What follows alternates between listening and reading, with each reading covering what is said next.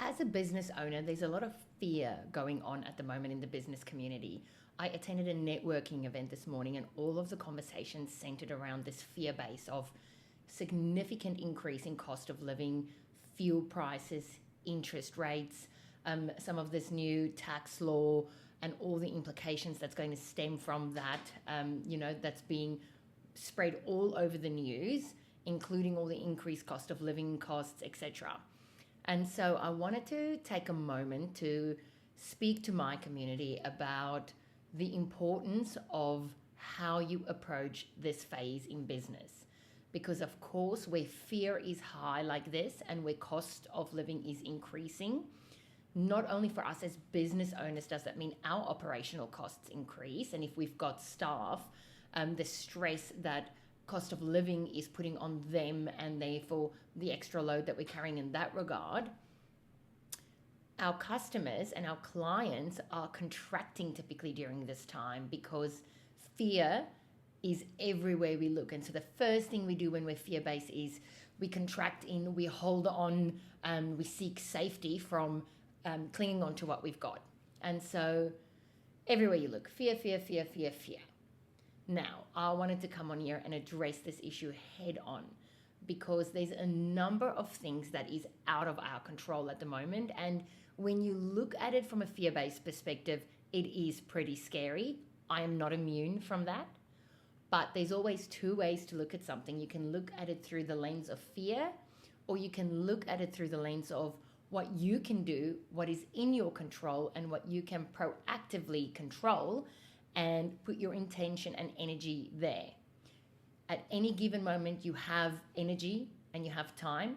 And if you spend it on fear-based, those are the results you'll get. If you spend it on a proactiveness, that's the results you get. So here are some things that I'm doing in my business and what I see for some of my clients that they could be doing. So there's always, I combine strategy and I combine mindset. So most importantly, from a strategy perspective, more than ever, if you are in business and you are about making impact, you are about making money, you are about having a freedom-based lifestyle to make the grind worth it, cash flow budget is king. So if you haven't got a cash flow budget, that is absolutely the starting point. Take control of your numbers. Map out what do you need to get in on average a month, what goes out on average a month. List out the areas in which you're spending, and then that will show you where you're at so that if you need more, you can plan for it. You can obviously put it in a KPI budget, and you can angle some of your programs and things there. If you are not necessarily needing more, but you've got some money in there, you can see how you can use it during this time to best benefit and grow your business. And of course, if you're tight and if you're in a pinch, it will show you exactly where you can cut and what you might be spending money on that's not necessarily moving the needle.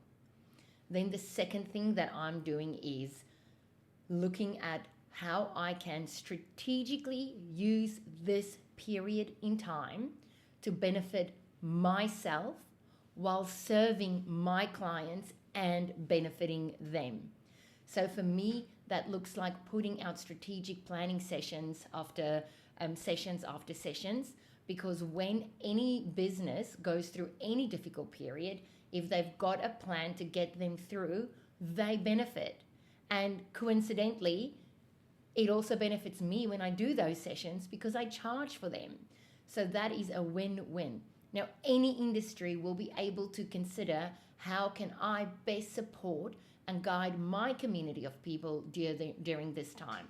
So just sort of thinking about it for a second, let's say you're someone who runs programs. Well, potentially you want to start running your programs online. This might be your opportunity instead of in person. That way you can still give them much supported or much needed support, but at the same time you can lower the costs for everyone. And you can explain this is why, and therefore you will build trust in your community and people will be receptive to that. Let's say that you are an accountant. Well, this is the perfect time to think about how you can best serve your clients to help arm them with the tools and information and knowledge that they need to best make it through this period and capitalize through this period. And whatever product or offer you come up with, whether it's a seminar, a workshop, an ebook, a one-on-one session, whatever it is, you make it directly focusing on that angle. This is tough times. There's things you can do. Here's how I can help you go from being in fear to being empowered. And then you sell that service. Therefore, you've got obviously extra income coming in. You're linking back to a touch point with your already existing clients, and you're helping them and their businesses flourish. Or if you're a personal accountant, their home life flourish. Okay, let's say you're in the personal development industry, or a counselor or a psychologist. So what you could do is, everybody is stressed at the moment. Everybody is stressed. Everybody is bombarded no matter where they go, even if you don't watch the news, with the talks and the fear mongering. And while that is true and it's a perspective, it's not the only perspective. So you might want to put forward here's 5 tips and strategies to, when you find yourself in fear, meet yourself compassionately, but to move through it. And then you might do that through an ebook or through a video or whatever feels natural and good to you.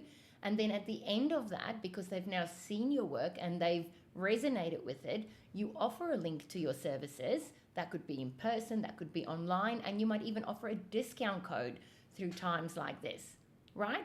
So there are things strategically that all of us can do in our business at the moment that can help our community, that can help our clients, that can help our customers better prepare, better move through, better deal with, and at the same time that can generate money for us. So get strategic.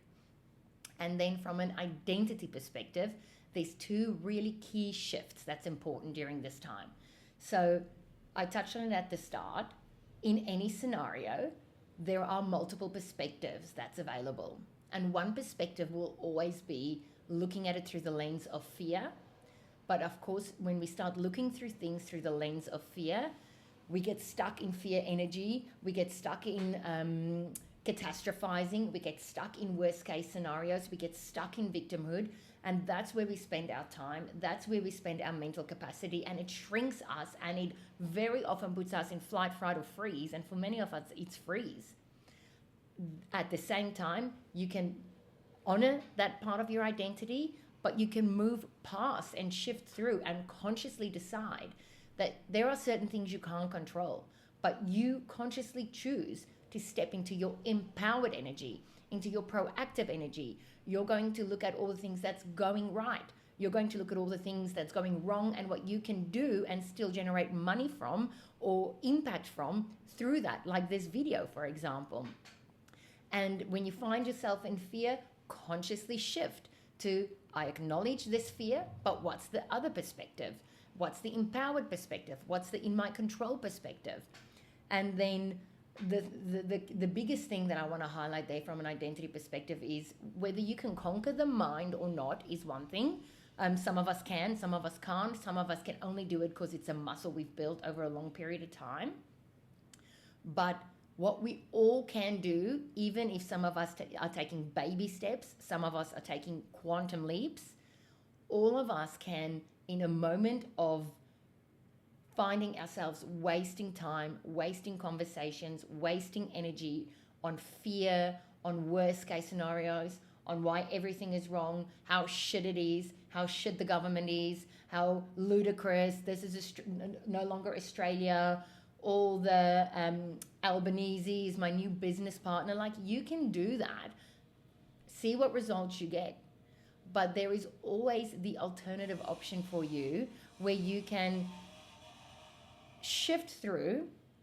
If you find yourself wasting that time, go, what can I consciously do right now to move away from this and to move towards my business, to move towards how can I serve a customer? How can I serve my clients? How can I serve the public? How can I put love back into my community? How can I put hope back into my community? How can I put empowerment back into my community? Like, the more we give, the more we operate from that identity and that space, the more comes back to us from that space. And so those are probably the identity side of how we manage and navigate during this difficult time.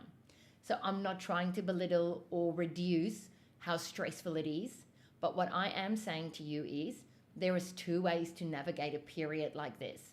There's a way that takes us further away from our goals, and there's a way that takes us closer to our goals. There's a way that just sits in the fear, and then there's a way that's proactive and actually helps our community and our clients.